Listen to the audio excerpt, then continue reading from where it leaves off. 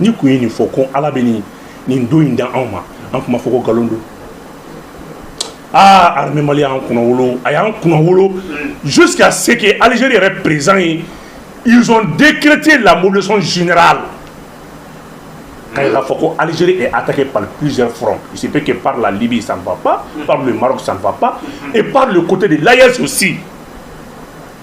Avec 2500 éléments avancés sur le front, 2000 blindés engagés, sans faire fallait nous doumer, fallait nous.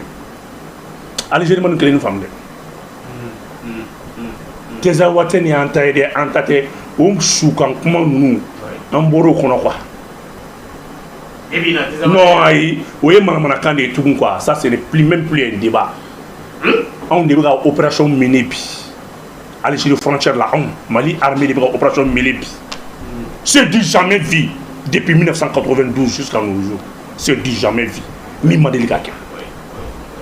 Algérie a compris que le Mali vient d'avoir un État. Mali est jamana de sorciers. Amadou Kamigno qui a un bras pour les Norankebi. Les projectiles maintenant des femmes pour Algérie qui a frappé Algérie avion Kélémaïle Mali drone de sans fait Mali avion de sans fait Mali système anti-missile de Jolene ça veut dire qu'il y a la oui on a quelques territoires qui ont frappé le territoire qui a terroristes bien neutralisé ou un mobile bien neutralisé les terroristes ont compris que ou le fou de là le Mali d'aujourd'hui n'est pas le Mali d'hier. C'est pour laquelle quand le président a convoqué le conseil de défense né à Djoda et Bili. Le conseil de défense va faire un champ pour faire. Avant, il y a des fois, il y a des gens qui ont fait un champ. On a fait. Quand il y a instruction ferme de l'armée, ce n'est que bolo fin B, ce n'est que ro fin B. Aramadou be boro kata kungo kono bara la. Pour que l'équipement vecteur aérien réparti à peine à paix, sans exception. Quand il faut que tu aies Nara. À chaque zone, il faut encore des drones comme vous surveiller ta baraque. Donc aujourd'hui, vraiment, frappe Mounkera. Les drones ont été surveillés par des radars anti-aériens, anti-missiles. Non, ça fait pas plus. Non, aligné.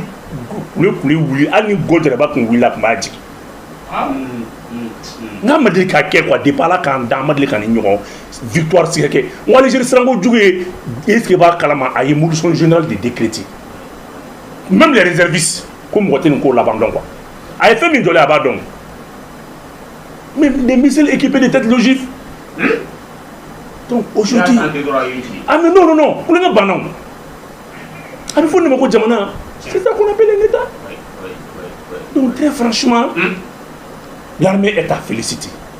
Assimi, Allah ka barka do ala alibi quoi. Angatan fumay. Inshallah. Jawo ni Zubia ni ngalera tabolo armée ka espoir ka ambe taka yefe.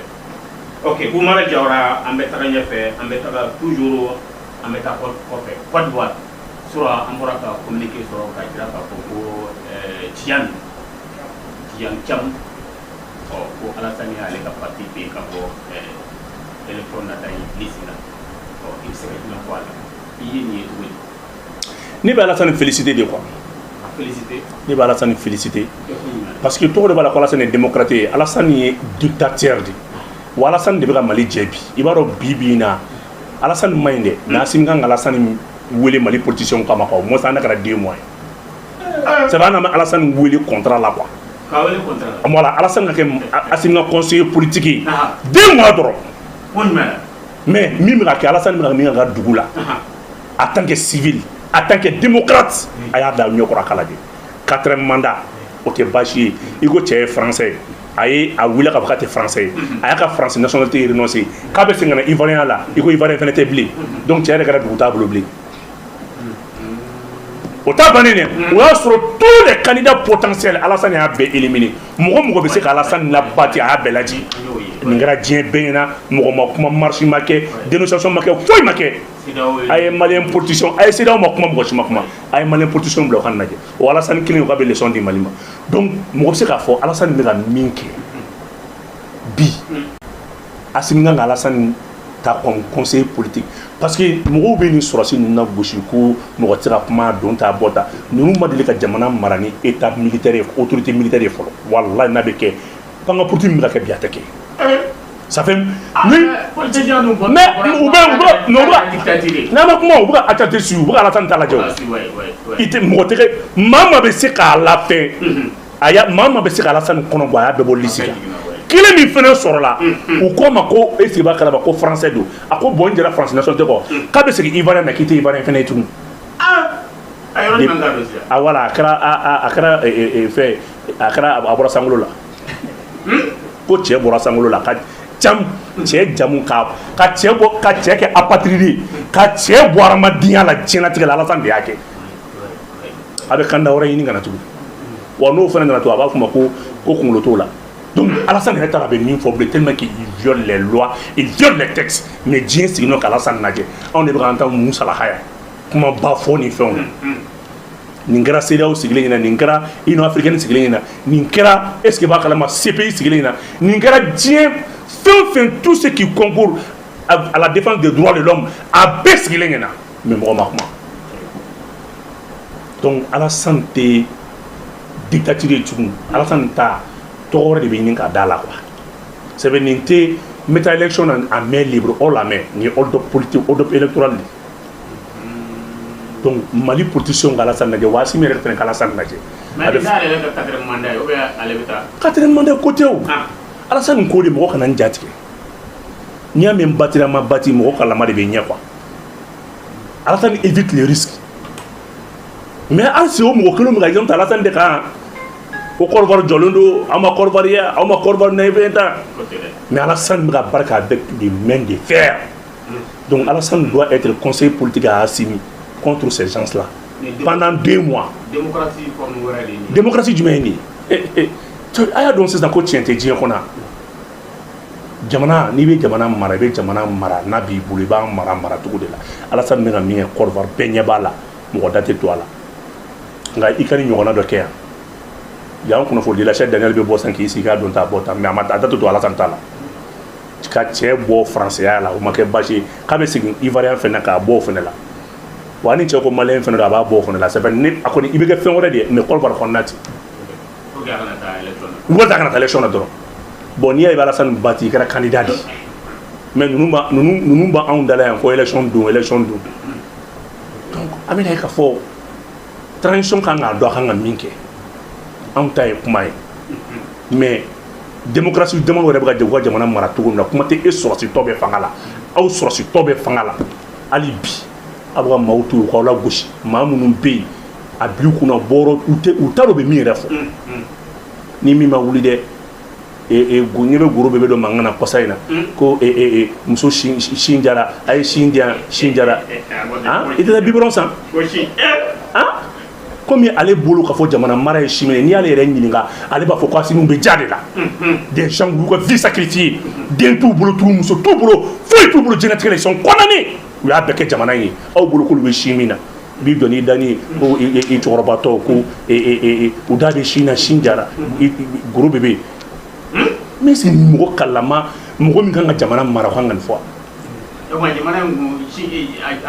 ale y'a kɛ musoba ko ale y'a kɛ u b'a fɔ muso ko de don sisan dɔ bɛ si min na dɔ sigilen ko kɔnɔ olu tɛ jamana hɛrɛ la ye olu bɛ bɛɛ ka dɔɔni sɔrɔ olu ɲɛ b'o de la quoi bɛɛ ka dɔɔni sɔrɔ olu ɲɛ b'o de la min bɛ kuma na ni le roi ala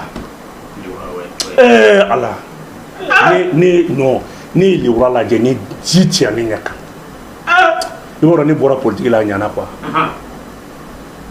le roi de furula ka bɔ Algérie ne de bɛ k'a fɔ a ye le roi de furulen ka bɔ Algérie le roi kɛnna ka bɔ Teza Waten de fɛ o y'a sɔrɔ u yɛrɛ furula ka bɔ Europe fanfɛla dɔ la kun min kama n tɛ kuma o la quoi u nana n'o ye Algérie u yɛrɛ furulen ka na n'o ye Mali fɛn na Mali nord la Kidal le roi ye tile 10 kɛ Malikijaw ninnu jeunes officiellement olu de ye wari fara ɲɔgɔn kan ka taa carte de réfugié ɲini ka di le roi ma k'a balo k'a ladon o don Modibo Kone il était commandant d'unité kun don garde nationale la o don Malikijaw tun bɛ hexadrone blindé kɔnɔna la Kidal au dos Assimi Koumbe Nema Fli a c'est 350 bataillons Nema Fli au commandement Koumbe sur Abolo, je ne me rappelle plus parce qu'il était trop jeune lieutenant officier. Wasoni tia killing bébé keleka ou badinkin ou baratere ou sur war franyonka ka tia 500 kanane malgré ga gena komi kama bio le roi de ba o le roi de ba nunu ke ba foko nunu e femore ni mo kanga nunu do ko nunu e checksey ku ye jamana en kanu le roi kanka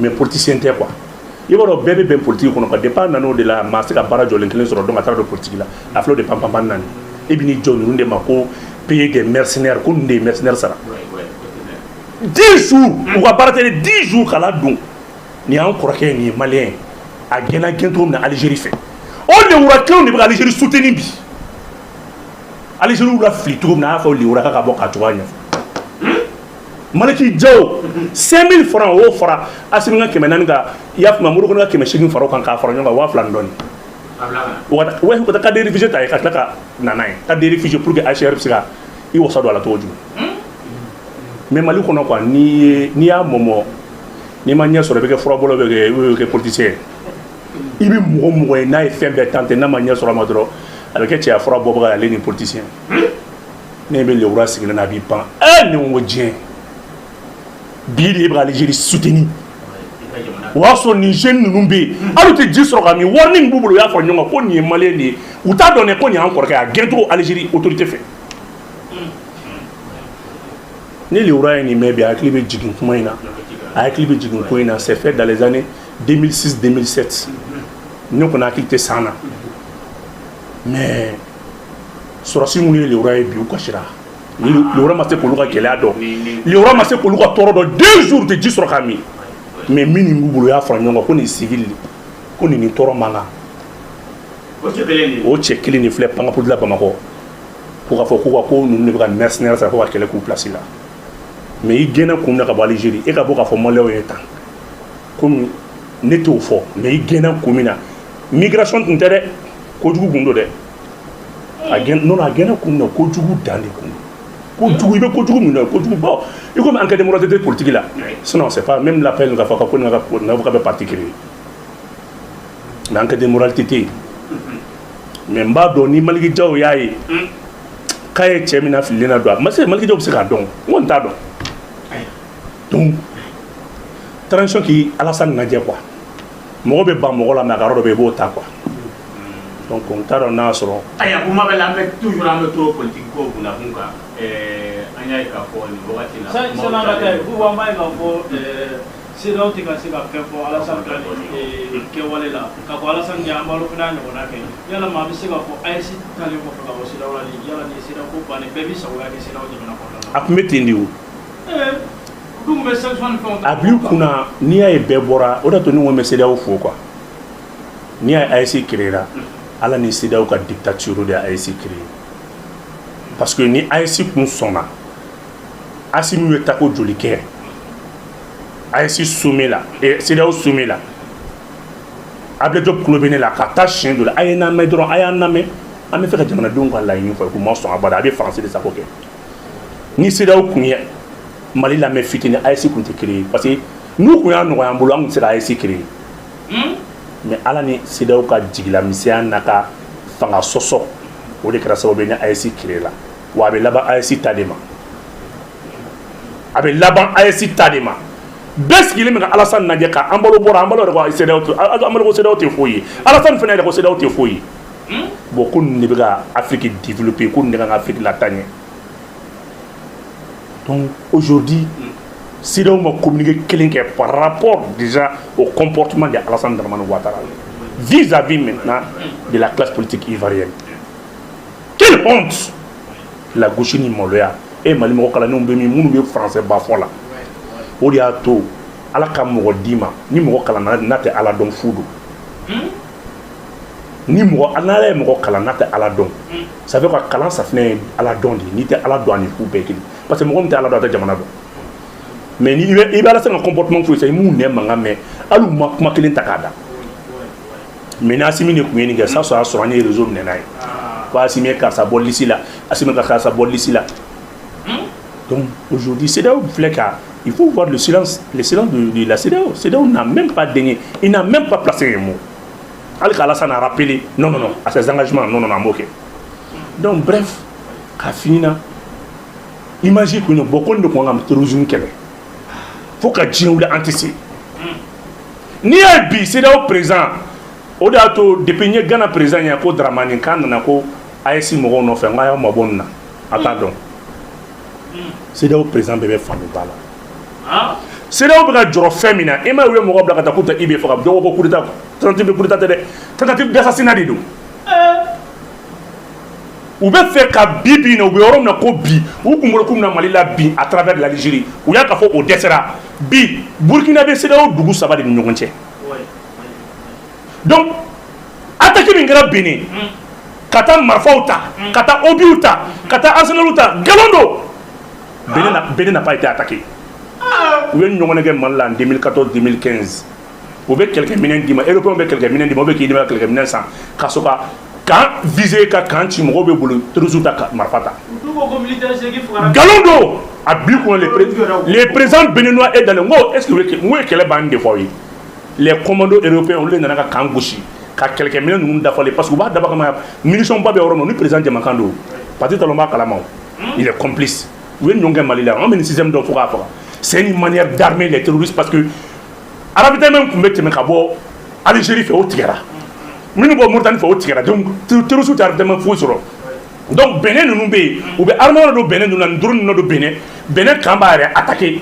Kambe Bénin et de la Kanjon Binto avec des armes sur place, armes détruites, bombes boutouala, munitions boutouala. 600 éléments au mais Kankon. Un bataillon a décelé pas au moins ce bon monde a fallu le faire munitions qui ça fait des milliers de tonnes de munitions. C'est une manière de donner ça aux terroristes. Au milieu que l'on est là tout bisu qu'on a là à Ghana avec qu'on a Burkina. Donc c'était une manière de ravitailler les terroristes. Bénin attaqué Yodi. Mise en scène d'Idou. Au Canada, l'AS a raison. Non. A d'abord commandé à travers l'armée béninoise, comme un dit Roussouma. Au Canada, Burkina, parce que Burkina, Corvar et Burkina, c'est là où Chaman est Nogacha. Donc Burkina, on assaut lancer Burkina. Nous, Burkina, bin, parce qu'il faut que vous gagnez bin. Faut que vous gagnez fara. Vous avez fait un code. Moi, ASC kono bibi qui veut faire ASC fanga d'affinité présent pour il veut faire ASC code tien. Notre beba don bini ibe boy. Ali ni fanga ta jamana dum ta fanga minela kana de ibe sigilema.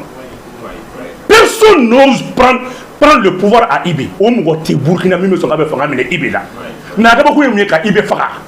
Ka nyagami terusu ko sera avancer. Bon ni mo nous frère no be terusu ko nyata fe ka te mo jamana ka. Avec les officiers burkinabé, un magistrat de surcroît, un commandant de bâton de justice qui est censé être à la formation qui se trouve en Côte d'Ivoire. Chez Alassane. Allez, mais Alassane est un commandant arabe qui est sur la boule. Alassane est kafridi.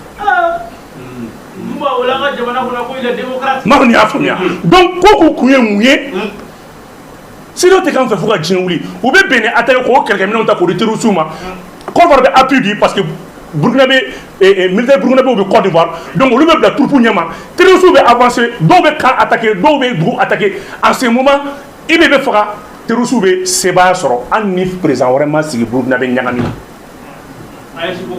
AS Kobechi. N'y aura de la je salue d'abord les services de renseignement de AS. Mourbo Koni, on a trop. Mais il y a encore service de renseignement. Le Traoré là où il y a la Kafokate Fouido. Le général de corps d'armée Mourbo Koni, ben avion Takadjin Burkina. Ka Burkina appuyé, Cameroun nous koumbe ka tiré, ka klaka VDP nous met ka chaîne de commandement tiré. Est-ce que bah Kalama ni officiers savants nous les trois généraux ils ont connu l'opération Cameroun nous là et c'est pas Kalama en débat d'année. Ah Mourbo Koni ala qui sera. C'est ça les perviers. Ka Djigissou Kolimba. Mais où veut faire c'est là où veut faire avant le mois de juin qu'il y a ça nous c'est là où on délève ban 6 mois de juin.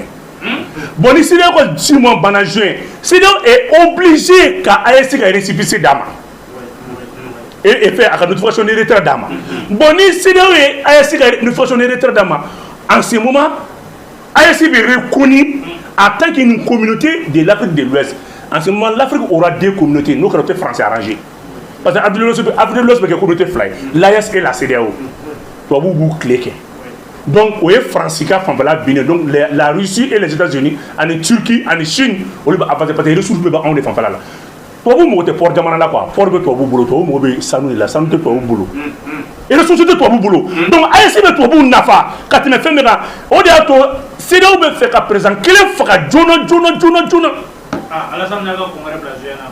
Non, Alassane a bloqué là parce que Alassane bat donc à Kumbolo c'est qu'à Ibé Fara. C'est pour cela. En renseignement jigina où il y a une VDP de mon l'autre là c'est une palais là quand on voit trop fort il va qu'on soit si bête là qu'à faire fort ni be conflit dans la guerre Bamako ko Burkina et Burkina fleni ni ko façon c'est que Burkina ala est dugo dans à la réalité dedans Mali flé était Mali sorcier à Baraka pour Kabe Mali présent au Gabo Fangala bien me donne ko be tranchant kono tous les militaires sont unis sont derrière leur président de la tranchant. Mais à Burkina, il y a plus de 20 officiers qui sont même dans l'Indo. Il y a officiers de Kamarfata, il y a mais Mali là, il y a politiciens de Kaouli en Kama, donc Benita Doka. Mais Burkina est politicien Kaouli. Parce que les politiciens ils sont très disciplinés, ils sont patriotes, ils sont républicains. Mais en tant que nous flânons, on a Amadou Kounfa et Fangasoro, on nous condronco, il y a Takaboui. Donc, ils vont.